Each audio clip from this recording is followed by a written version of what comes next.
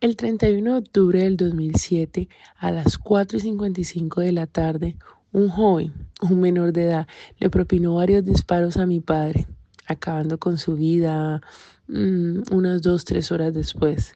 Este joven estudiaba en la escuela donde estaba mi padre y según las investigaciones dicen que el chico acabó con su vida debido a que mi padre le había colocado malas calificaciones.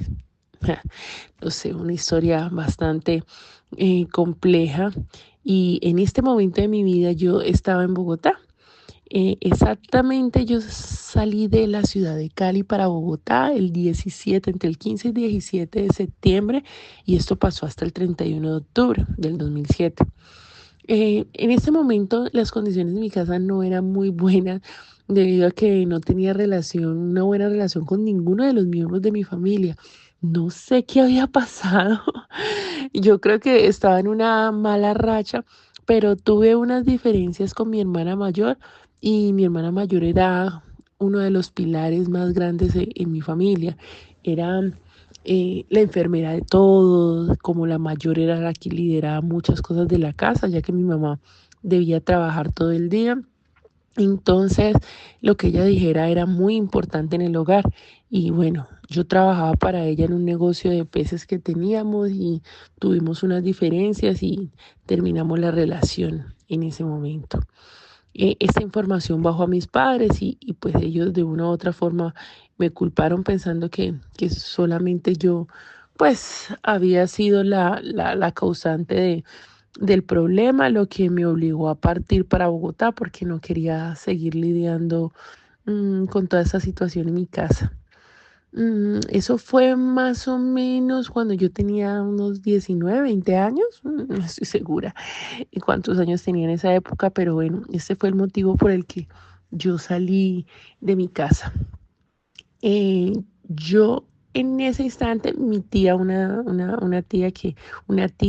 tía abuela, había fallecido un mes antes. Ella murió, digamos que de una forma muy bonita, porque ella era muy devota de Dios, oraba mucho y cuando la encontraron estaba orando. O sea, ella parece que parece no, su muerte fue natural y murió orando. Entonces, pienso que cuando ella murió ni siquiera se dio cuenta de su fallecimiento, entonces por eso lo considero una muerte bonita para ella. Ya era bastante entrada en edad, por lo que, bueno, digamos que no fue una gran sorpresa y que nos agradó el hecho de que haya muerto tranquilamente, que es lo que uno espera, porque pues todos vamos para allá, entonces lo que uno espera es que sea de la forma más armoniosa posible.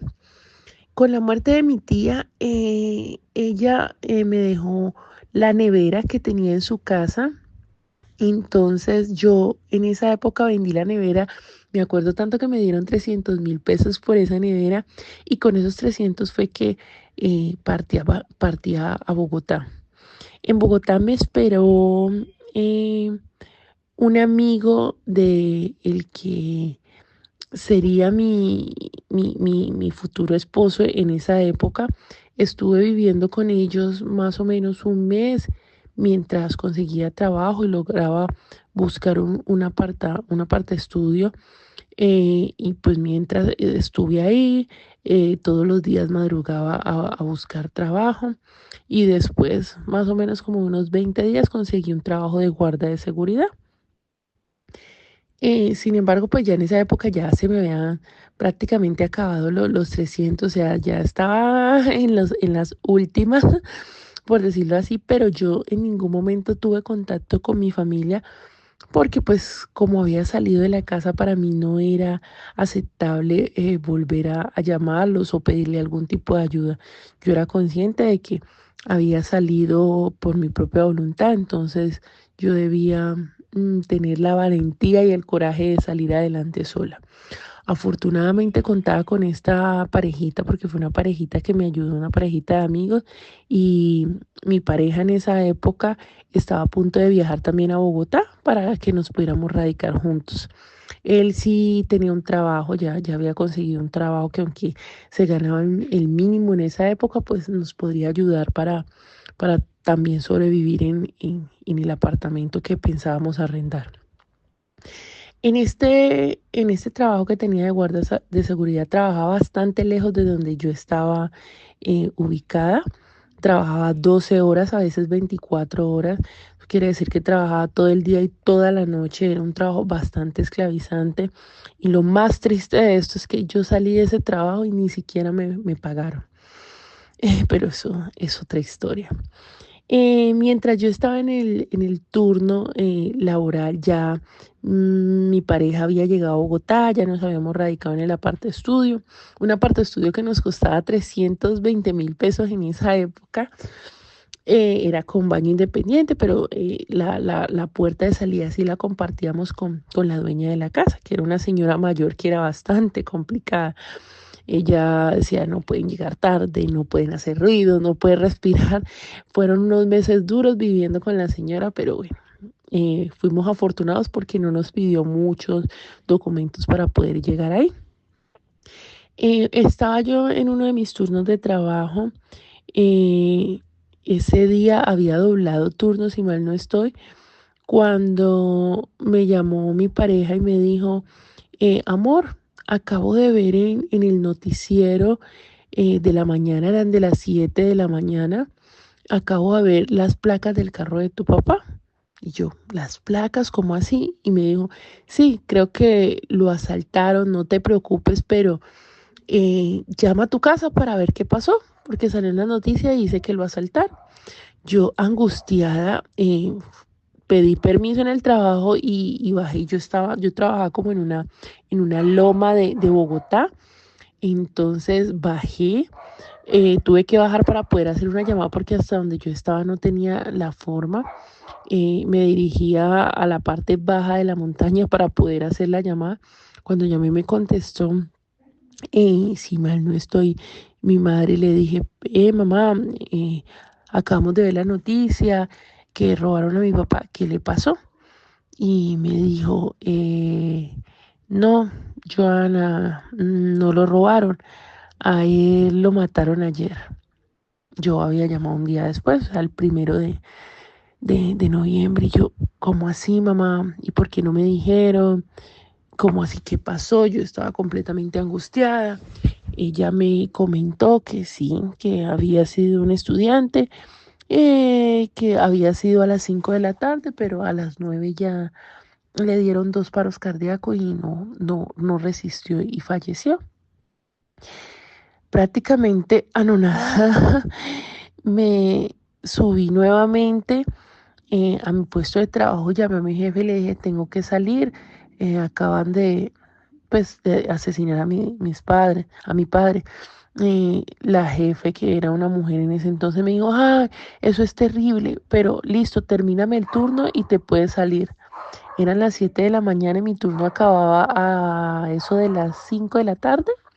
Entonces, se imaginarán, hasta esa hora fue que me permitieron la salida. Em, Cabe aclarar que antes del fallecimiento yo había hablado más o menos como unos 8 días antes con mi padre. Él me había llamado y me había dicho que yo era una hija muy ingrata, que no era capaz de llamarlo, que no era capaz de estar pendiente de su familia, de sus padres. Mm, Recuerdo que su actitud me molestó bastante y le dije yo, perdón, pero yo soy la menor de la casa y fui la que tuve que salir de la casa por problemas familiares porque no aguantaba el estrés que estaba viviendo en ese momento. Pienso que tú eres el papá y tú eres el que debía estar pendiente de mí. Y colgué la llamada. Esa fue la última vez que lo escuché. Entonces se imaginarán cómo recibí la noticia cuando supe que había fallecido y que mis últimas palabras habían sido que él era el que debía estar pendiente de mí, y le colgué. No quise escuchar nada más y después de eso no volvimos a hablar. Mm, Ese día, después de las 5 de la tarde que me permitieron salir, llegué al apartamento, alisté la ropa que más pude y tomé el primer bus para Cali. Yo llegué a Cali más o menos a las 8 de la mañana, 8 o 9 de la mañana. Eh, Mi celular estaba a punto de descargarse y lo único que me alcanzó a decir una de mis hermanas es dónde iba a ser el velorio. Eh, Me acuerdo que me dijo que era al lado de la biblioteca departamental, que era en la ermita, en la funeraria La Ermita, que estaba ahí ubicada al lado de la funeraria, y no alcancé a recibir ninguna otra información porque mi celular se apagó. Cuando llegué a ese lugar ya estaban subiéndose las últimas personas al bus, o sea, casi no alcanzo.